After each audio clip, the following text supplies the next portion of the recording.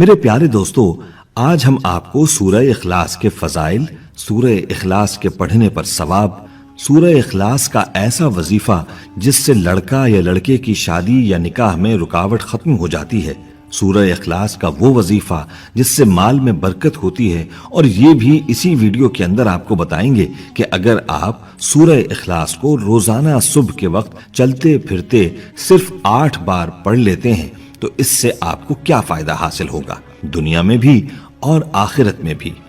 اور آخر میں بھی اسی سورہ اخلاص کے بارے میں تفصیل آگاہ کریں گے۔ آپ سے یہ گزارش کرنا چاہتے ہیں کہ میرے دوستو، آپ ہماری اس ویڈیو کو شروع سے آخر تک ضرور دیکھیے گا۔ تو میرے دوستو، بات ہو رہی تھی سورہ اخلاص کے فضائل پر۔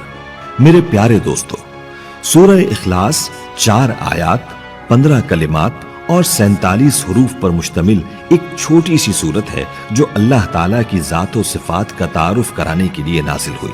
سورہ اخلاص میں توحید باری تعالیٰ کو ہر قسم کے شرک سے پاک خالص کر کے بیان کیا، اس لیے یہ سورہ اخلاص کہلاتی ہے۔ کہنے کو یہ سورہ چھوٹی لیکن مطلب اور معنیت میں بہت وسیع ہے۔ اس کے مکی اور مدنی دونوں کے ہونے میں اختلاف ہے۔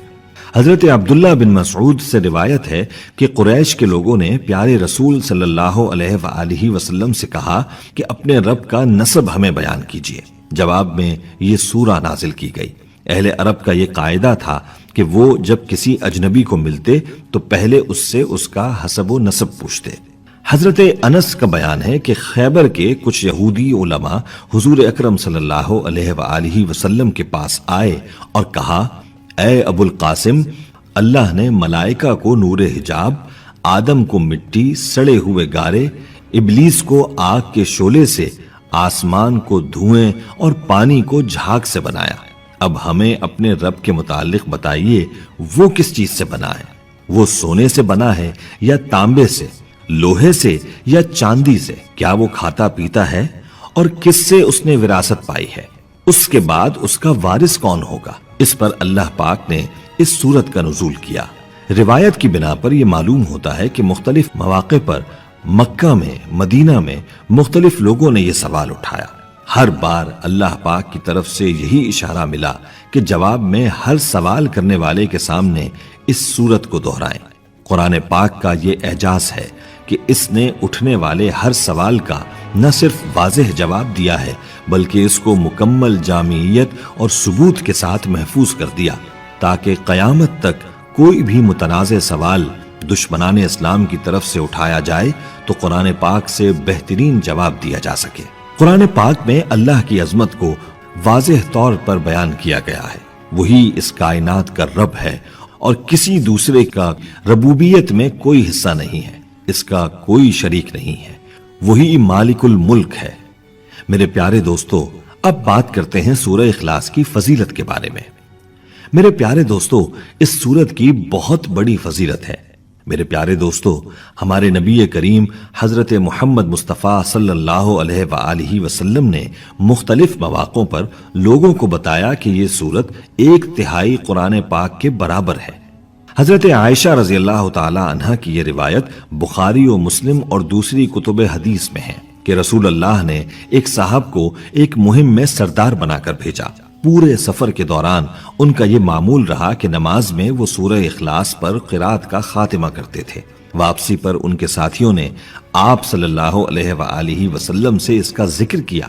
آپ صلی اللہ علیہ وآلہ وسلم نے فرمایا کہ ان سے پوچھو کہ وہ ایسا کیوں کرتے ہیں۔ جب ساتھیوں نے استفسار کیا تو جواب ملا کہ اس سورہ مبارکہ میں رحمان کی صفت بیان کی گئی ہے، لہٰذا اس کا پڑھنا مجھے محبوب ہے۔ جب آپ صلی اللہ علیہ وآلہ وسلم کو یہ بات بتائی گئی تو آپ نے ارشاد فرمایا کہ ان کو خبر دے دو کہ اللہ بھی ان کو محبوب رکھتا ہے۔ سورہ اخلاص کی فضیلت اس بات سے بھی ظاہر ہے کہ سورت تنزیہ اور نفی و اثبات کی جمع اقسام پر مشتمل ہے، اس لیے وہ ثلث قرآن کے برابر ہے۔ میرے پیارے دوستو، انصار میں ایک صاحب مسجد قباء میں نماز پڑھاتے تھے۔ ان کا معمول تھا کہ وہ ہر رکعت میں پہلے سورہ اخلاص پڑھتے، پھر کوئی اور سورت کی تلاوت فرماتے۔ लोगों ने इस बात पर एतराज किया कि सूरह इखलास पढ़ने के बाद उसे नाकाफी समझते हुए उसके साथ ये दूसरी सूरह मुबारका की तिलावत करते हैं। ये बात दुरुस्त नहीं, या तो सूरह इखलास को पढ़ें या फिर छोड़कर किसी और सूरह की तिलावत करें। उन्होंने बड़े तहम्मुल से इल्जाम को सुना और मलाइमत से फरमाया कि मैं इसको नहीं छोड़ सकता, तुम किसी और को इमाम बनाना चाहो तो तुम्हें आजादी है, मैं नमाज पढ़ाऊंगा तो ऐसे ही पढ़ाऊंगा। लोगों को उनकी जगह किसी और को इमाम बनाना मंजूर नहीं था। आखिर ये मामला हुजूर अकरम सल्लल्लाहु अलैहि वसल्लम की अदालत पहुंचा। आपने दरियाफ्त फरमाया कि क्या माजरा है, क्यों इन लोगों की बात को नहीं मानते हो? तुम्हारे साथी जो चाहते हैं उसको कबूल कर लो। उन्होंने जवाब में अर्ज की कि ए अल्लाह के रसूल, मुझे इस सूरत से बहुत मोहब्बत है, मैं इसको नहीं छोड़ सकता। आप सल्लल्लाहु अलैहि वसल्लम ने फरमाया कि तुम्हारी इस मोहब्बत ने तुम्हें जन्नत में दाखिल कर दिया है। ये वाकया बुखारी में हजरत अनस रजी अल्लाह ताला अन्हो से मरवी है। अगर सोते वक्त ये सूरत पढ़ी जाए तो इंसान हर शय से महफूज हो जाता है। हजरत अनस रजी अल्लाह ताला अन्हो से रिवायत है, आप सल्लल्लाहु अलैहि वसल्लम ने फरमाया कि तू सोने से पहले अगर सूरह फातिहा और सूरह इखलास पढ़ ले तो मौत के सिवा हर चीज से महफूज हो जाता है। हजरत आयशा रजी अल्लाह ताला अन्हो से मरवी है कि आप सल्लल्लाहु अलैहि वसल्लम जब सोने के लिए तशरीफ लाते तो अपनी दोनों हथेलियां इकट्ठी कर लेते, फिर सूरह इखलास, सूरह फलक और सूरह नास पढ़कर उन पर दम करते और अपने सर, अपने चेहरे और जिस्म के अगले हिस्से जहां तक मुमकिन होता हाथ फेरते। आप सल्लल्लाहु अलैहि वसल्लम इस तरह 3 बार करते। आप सल्लल्लाहु अलैहि वसल्लम ने फरमाया, घर में दाखिल होते हुए जिसने सूरह इखलास का विर्द किया, इसके घर से फक्र और फाका हमेशा के लिए रुखसत हुआ। अब मेरे दोस्तों, सूरह इखलास के चंद वज़ाइफ आपको बताते हैं कि आप कौन से मसले के लिए कितनी बार सूरह इखलास पढ़ सकते हैं। सर दर्द के इलाज के लिए कुछ लोग सूरह इखलास को सर दर्द के लिए दम के तौर पर यूज करते हैं। इसका तरीका रिवायत में कुछ ऐसे मिलता है कि दम करने वाला और करवाने वाला दोनों आमने सामने चोड़ी मारकर बैठ जाएं, फिर 11 बार सूरह इखलास को पढ़कर मरीज की कनपट्टियों को उंगली से पकड़ते हुए आहिस्ता आहिस्ता दोनों भवों के दरमियान लाकर दम करते हैं और अंगूठा खींच लेते हैं। इस तरह दिन में 3 बार दम करने से सर का दर्द मुकम्मल खत्म हो जाता है। बच्चों का फौत हो जाना, कुछ खवातीन के बच्चे अवाइल हमल में ही जाया हो जाते हैं। हमल के पहले महीने देसी अजवाइन, 1 पाव काली मिर्च, 1 पाव शहद लेकर उरूज माह में 100 बार सूरह इखलास पढ़कर उन पर दम किया जाता है।